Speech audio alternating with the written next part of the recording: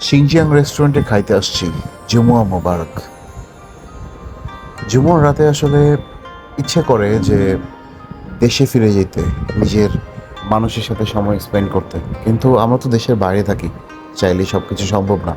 তো স্পেশালি জুমুয়ার রাতগুলোতে আমি আমার ফ্রেন্ডের সাথে বাইরে খাওয়া দাওয়া করতে যাই।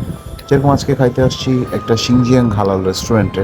এখানে মেইনলি এরা হচ্ছে বিভিন্ন ধরনের কারি, মালাথাং এগুলো বানায়।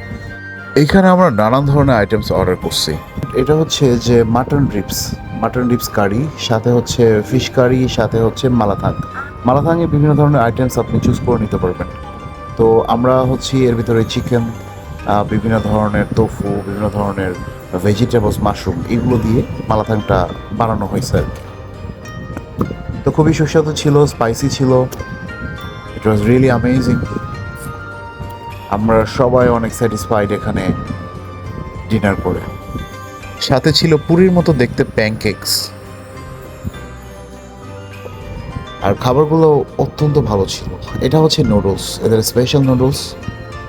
আর আমার ফেভারিট ফিশ।